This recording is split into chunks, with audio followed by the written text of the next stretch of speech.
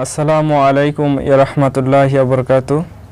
আমরা গত ভিডিওতে আহারের পূর্বে যে সুন্নতি তরিকাগুলো ছিল সেগুলো সম্পর্কে জেনেছি। আজকের ভিডিওতে আমরা আহারের সময় যে সুন্নতি তরিকাগুলো আছে এগুলো সম্পর্কে বিস্তারিত জানার চেষ্টা করব ইনশাআল্লাহ।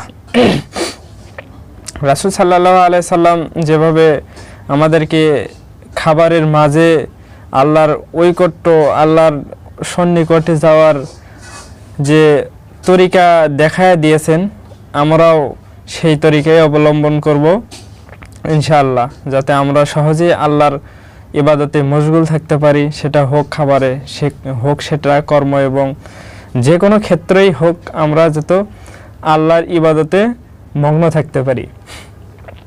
তা আজকে আমরা খাবারের মাঝে যে বিষয়গুলো, যে সুন্নতি তরিকাগুলো, একবারে বড় বড় লোকমা না নিয়ে ছোট ছোট আকারে লোকমা নিয়ে ভাত খাওয়া আরম্ভ করা।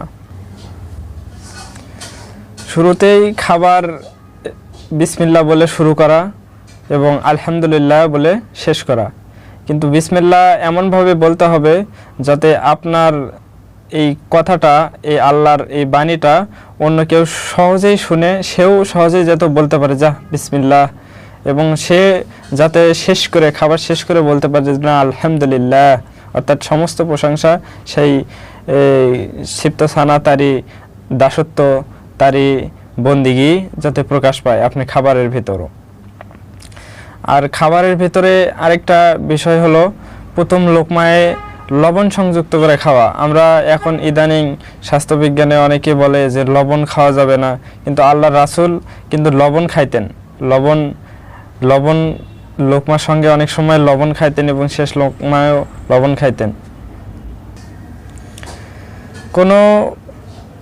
অর্থাৎ দস্তরখানায় যে খাবার একসাথে, আল্লাহ রাসূল তার একসঙ্গে একা খাইতেন না, তিনি অনেক 4-5 সাহাবীর সঙ্গে একসঙ্গে খাইতেন। কখনো তিনি খাবারের মাঝখান থেকে খাইতেন না, খাবারটা শুরু করতেন কোনো সাইড থেকে, শুরু থেকে, কোনো এক ধার থেকে তিনি খাবার গ্রহণ করতেন।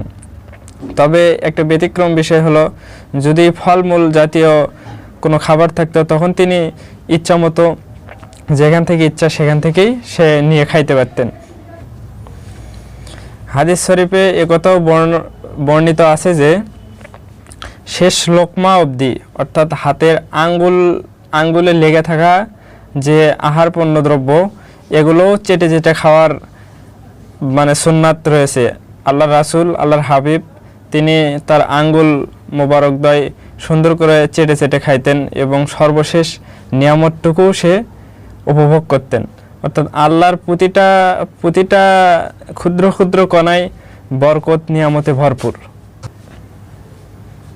কোনো খাবার গরম খাওয়া ঠিক না, ফুৎকার দিয়ে খাওয়া ঠিক না। এতে স্বাস্থ্যের অবনতি যেমন ঘটতে পারে, অনেক সময় স্বাস্থ্য খারাপ করতে পারে। যার কারণে গরম খাবার আল্লাহর রাসূল গ্রহণ করতেন না এবং এই গরম খাবার বা ফুৎকার দিয়ে খাওয়া নিষেধ করেছেন।